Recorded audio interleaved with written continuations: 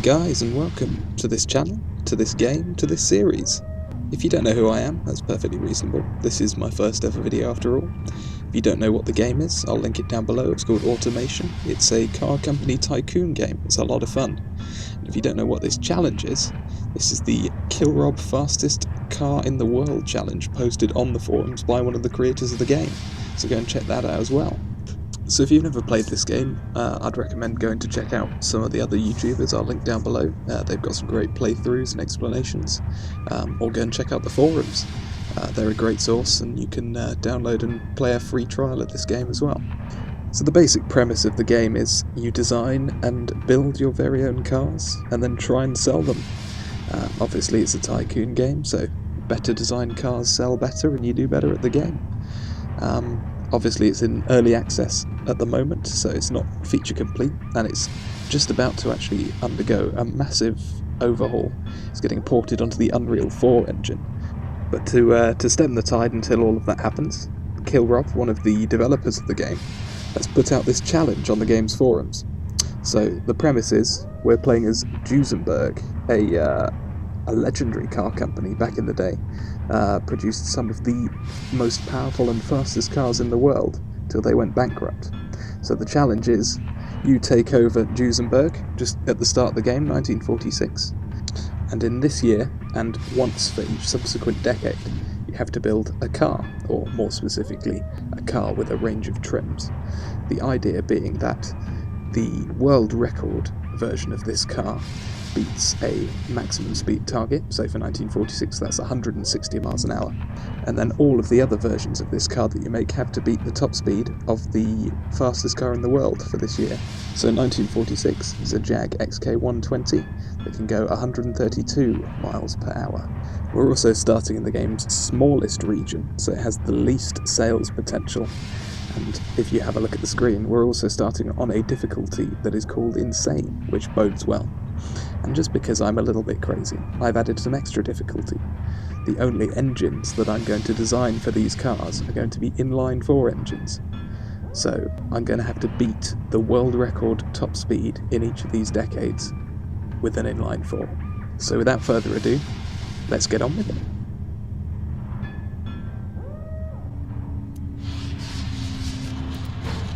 So as you can see, you just started off a new game. Going to have a quick look at some of the stats.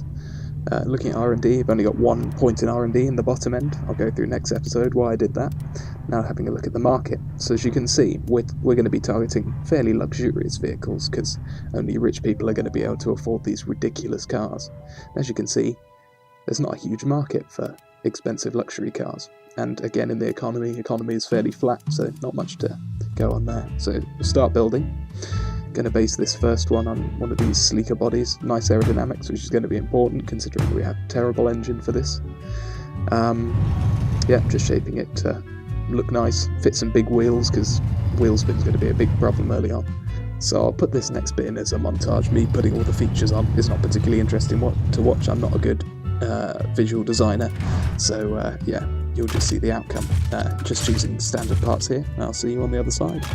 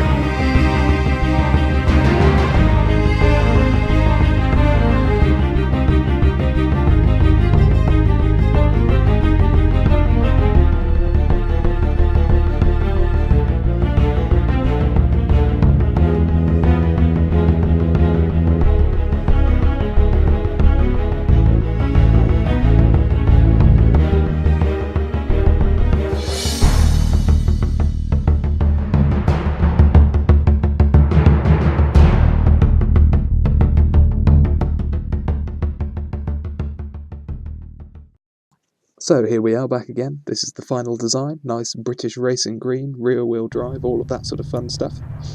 So yeah, let's go and build the engine. Inline 4 obviously, cast iron, can't do much about that. It's going to have to be big. We need a lot of power out of this in 1946. So going with dual overhead cams might seem like a weird option, but actually back in the day Duesenberg was known for using very high-tech components for the time. So double overhead cam, while it is a bit advanced for 1946, it's sort of in the spirit of the company, and we're also going to see the benefits of it later on. So yeah, other than that, it's all been fairly standard stuff. Twin carb, race, some really potent fuel in there because we're going to need to try and get some power out of this thing. Tubular exhaust, dropping that down. Yeah, no mufflers because, you know, who wants mufflers on a world record beating car? So let's just see how much. So let's see this power figure. 261 horsepower, not bad for a first attempt. But as you can see, the engine's pretty much failing. So, you know, go back and tweak a little bit of that. Probably going to have to put some better quality in the bottom end because that's what's failing. Adjust advanced ratios, not advanced ratios, that's helicopters. What am I talking about? No, what I really mean is ignition timing, compression, things like that. I'll just speed you through this. And then we're going to come out with an engine that has about 260 horsepower, but is actually capable of revving to the top without actually blowing itself up, which is always nice in a car that you're going to have to buy. Of course, these things are going to bring a reliability nightmare anyway. We're not really expected to sell any of the world record ones other than the 100 that we have to sell for the challenge. The important thing is going to be getting the second trim of this right so that it actually sells something. But from the playthroughs I've done, this first 10 or 20 years doing inline 4s is actually very difficult because back in 1946 everyone just sort of looks down their nose at inline 4s and goes, "Ugh, why would I want one of those?" But it picks up, you know, 70s, 80s when you can strap a massive turbo to it and everyone goes, "Oh, I love turbochargers." But yeah, for now we're going to struggle a little bit. So what I'm doing, you know, just standard stuff, obviously setting a gearbox so it can reach a maximum speed. Trying to keep things as simple as possible, trying to keep things as cheap as possible as well, because we don't want to be spending huge amounts of money engineering this car when it's not really going to sell. So, you know, just keeping things as standard as possible, and also trying to tune it so that it makes the top speed of at least 160 miles per hour. So here I'm just having a look at the market, seeing if there's actually anybody who's going to buy this, and if there are, I'm just going to pinpoint them and try and make this car so that they will buy it, even if it is a reliability nightmare. So just going back, tuning the gearbox so we can get a little more drivability out of this thing. As you can see from the graph on the right, the wheel spin is a little bit extreme. It might be better to go with a 3 ratio box for this, but a 4 ratio one is going to suit us better going forwards and lower engineering times in the future, so that's really important. And I know, as I've said before, I'm going to lose huge amounts of money on this car anyway, so I might as well get some of the key engineering done early when I'm going to waste loads of money and then have cheaper cars later on which will sell in better volumes. Again, just going to speed you through this part, some brake tuning, some suspension tuning, just trying to get as much drivability and sportiness out of this thing as possible so that, you know, I can maximise the very, very few sales that we're going to get out of it. I mean, realistically, we're probably only going to sell 100 of these things because, let's be honest, they're not great cars. They go very fast, but they can't stop, they can't go around corners, and they spin their wheels all the way up to 100. But, you know, obviously somebody in 1946 wants to buy these things. So here it is, the finished car. I'm just going to send it around the test track. There's not a huge amount interesting in this, but I'm going to slow it down in a second just so that you can hear how badly this car is actually going to drive. So just listen to this round this next corner.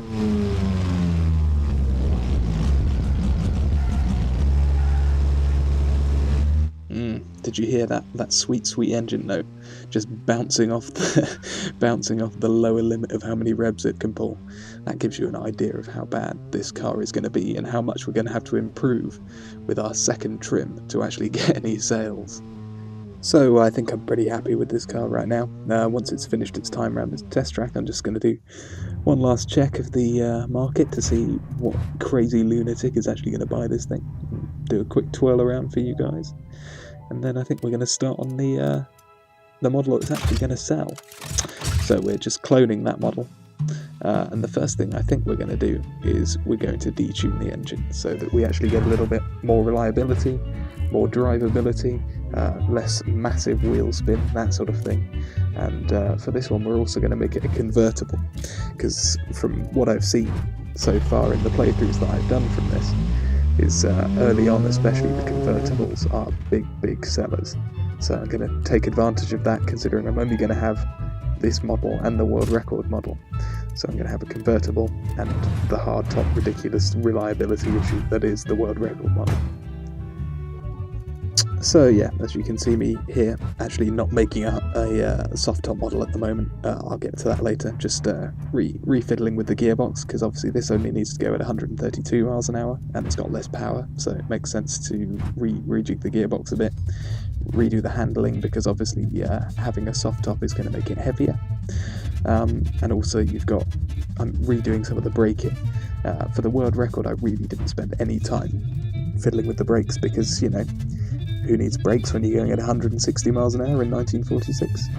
But for this model, the one that's actually going to sell, people might actually want brakes in their luxury sports soft top. So yeah, fiddling with that, fiddling with the handling, as I say. And in a minute I'm actually going to realise and change this to a soft top so that I can actually sell something to someone. So here we go, this is more of the finished article, just changed it to a soft top, so I've got to refiddle some things ever so slightly, but it's pretty much done.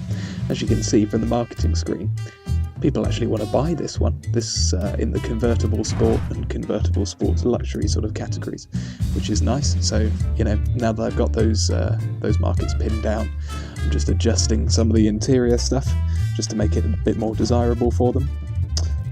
Yeah, and then I think we're about to go and actually sell to some people. Well, we've got to build it first, we'll have to set up all the factories, but other than that small technicality, we'll be selling in no time. As you can see, just some final adjustments to the brake and the suspension, bit of min-maxing in there, you know, for pro players like me. Yeah, just adjusting some tyres as well, because, you know, people who drive this every day apparently don't want semi-slicks. Who would have thought they don't want to drive into a ditch whenever it rains? But yeah, I think we're done now. Having a look, final market page, and then we're going to go and set up some factories in a second. So again, I'll just briefly talk you through all of this. Obviously, we're going to set this up so that we're making mostly the convertible, sellable models of this car, and then we're going to make as few of the world record ones as we can, while still making enough that we can sell the 100, so that the challenge works out. So just setting all of that up in here. Yeah, and then we're going to build two small factories, a small size 2 factory for the car and a small size 1 factory for the engines. That should be enough to keep us going for the next couple of decades, probably until the 70s or 80s, and then we can start expanding out those factories a bit more to satisfy the demand when we can sell to some of the larger regions in this world. Now just adjusting some of the final pricing and tweaking the amount of production that we're going to get now that we have a better idea of how much everything's going to cost. Obviously reducing the shifts to as minimum as possible. We're a completely unknown company, so we're not going to sell many of these. And here we can see the sign-off screen. Already bad news. Apparently we're not going to break even on this project until 1998. You know, a bit far in the future. So yeah, as I said earlier, this part of the game we're really not going to make any money. We've just put a lot of money in to getting through these first 10 years, surviving, hopefully, fingers crossed, until we can make our next model, get our name out there a bit, and then we'll start selling Springs properly. Okay, now we've skipped ahead to the start of production, and as you could just see from those economy screens there, the economy has already tanked a little bit, especially in the luxury sections, since we started the game, which is already bad news. These cars were never going to sell very well anyway, and now we have a worse economy than we started with, so they're going to sell even less. So already good news. Again, just going to keep tweaking. So maybe every 6 months or every year until 1955, which is the end of this period when we can create a new car. I'm just going to go in, tweak a little bit, so to control the production, making sure we're not building up too much of a stockpile of cars that we just can't sell to anybody. Yes, and I think I'll come back to you when we hit 1955 for a sit rep.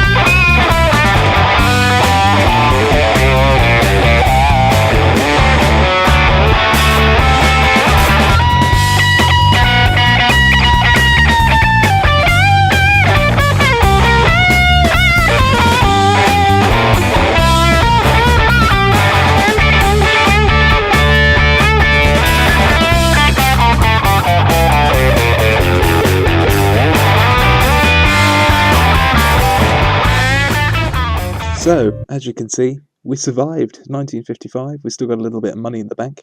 Obviously, a lot of that's going to have to be invested next time in our new car, but we have enough to do that now. Sales have been pretty terrible, especially for the world record car. So in the meantime, while we design the new car, we're going to have to sell off a few of those at really cheap, dirty discount rates to get up to the 100. But other than that, I think this first episode went pretty well. So hopefully I'll see you next time, guys.